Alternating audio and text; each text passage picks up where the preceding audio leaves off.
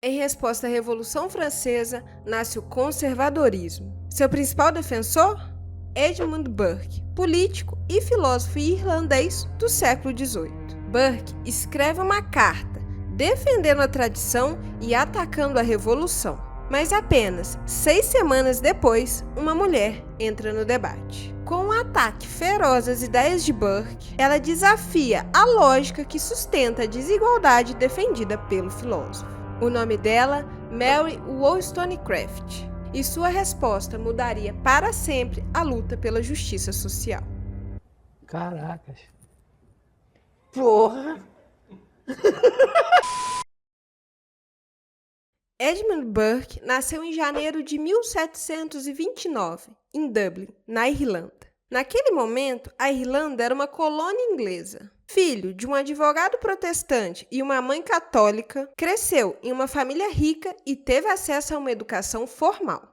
Ainda jovem, foi para Londres estudar direito, mas sua paixão pela literatura falou mais alto. Em pouco tempo, ele trocou os tribunais pelas páginas dos livros, tornando-se um escritor reconhecido.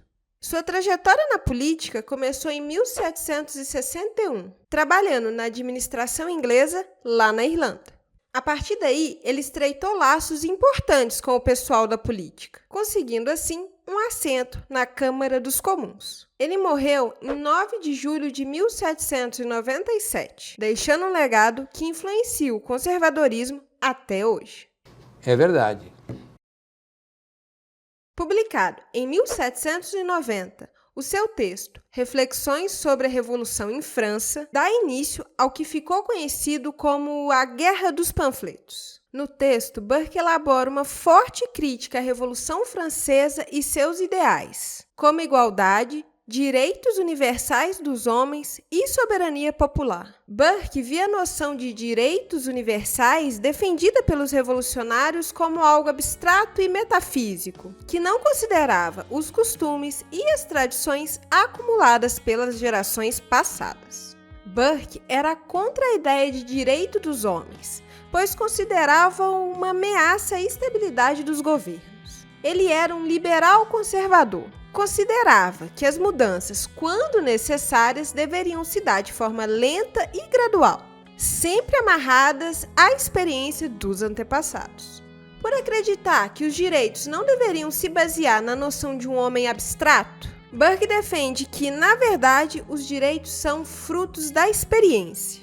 E é por isso que ele acredita que os direitos devem estar baseados na história, na tradição e nos costumes. Para ele, não há faculdade da razão capaz de criar soluções como a própria experiência. Burke, então, substitui os direitos dos homens pela defesa dos direitos dos ingleses, vendo os direitos dos ingleses como uma herança dos antepassados e diretamente vinculados à propriedade. Nessa lógica, quem tem mais bens, mais propriedades, possui mais direitos. Para ele, o seu direito individual deve ser aquele destinado à sua classe social. Ah, cara! Tu tá me tirando pra otário, mano. Faça assim comigo, né?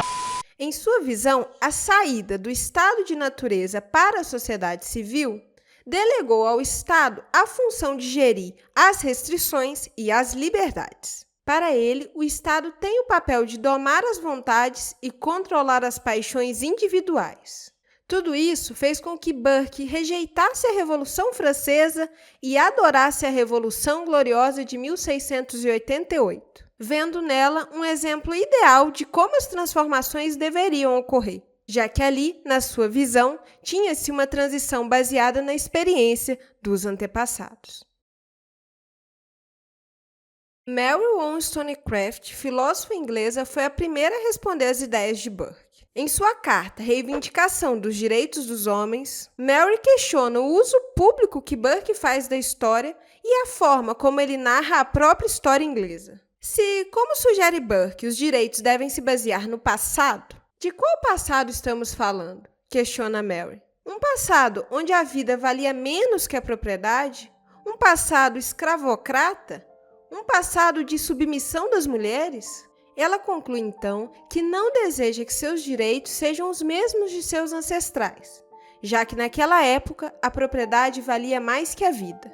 Mary inova por não distinguir direitos naturais de direitos civis, dissociando direitos e propriedade. Diferente de Burke, ela defende a existência de uma nativa dignidade humana, presente desde o nascimento em todos os humanos, independente da classe, cor ou sexo.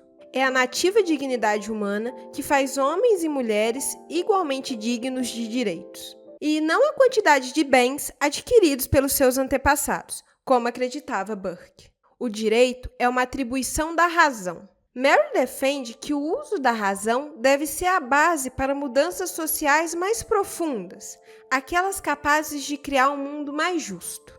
Diferente de Burke, ela defende que lidar com as próprias paixões é uma tarefa da razão, das nossas faculdades, e não uma tarefa do Estado, como proposto por Burke. Mary via que a educação tem um papel importante na construção de um caráter forte, capaz de lidar com os problemas da vida. E é por isso que 2 anos depois, em 1792, em resposta à Constituição da França Revolucionária de 1791, que não incluía as mulheres na categoria de cidadão, ela publica A Reivindicação dos Direitos da Mulher. Na obra, Mary defendeu a autonomia intelectual da mulher e sua independência social e econômica. Ela reivindicou uma cidadania ativa para as mulheres, localizando em um ensino inclusivo e igual para mulheres e homens a solução para a suposta inferioridade da mulher. Para Mary, essa suposta inferioridade da mulher é uma construção da própria sociedade sexista, que ao negar às mulheres o direito a uma educação racional, as escravizam, limitando as suas potencialidades e autonomia. Insistirei unicamente que os homens acentuaram essa inferioridade, levando as mulheres para um patamar quase abaixo das criaturas racionais.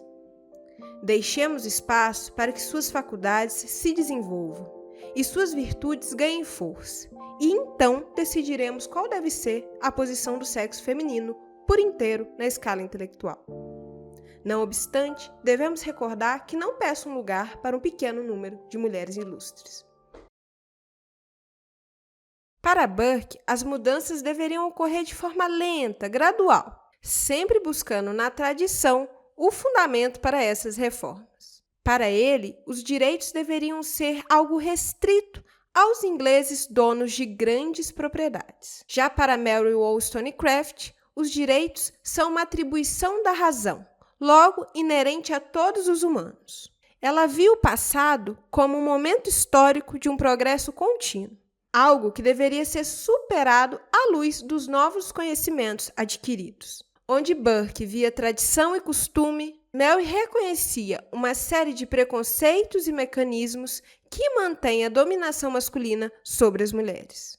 E é por isso que Mary Wollstonecraft estava disposta a abrir mão da tradição em nome da justiça social.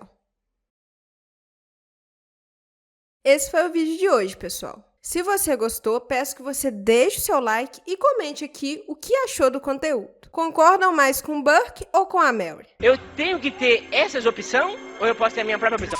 Deixe aqui nos comentários. Não esqueça de ativar o sininho para receber notificação toda vez que tiver vídeo novo aqui no canal. O canal não é monetizado, por isso temos uma campanha de apoio coletivo pelo Apoia-se. A partir de R$2 você já recebe recompensas. Então considere clicar no link disponível aqui na descrição. Também temos a chave Pix. Qualquer valor já ajuda o canal. Então é isso. Espero que tenha gostado e vejo você no próximo vídeo.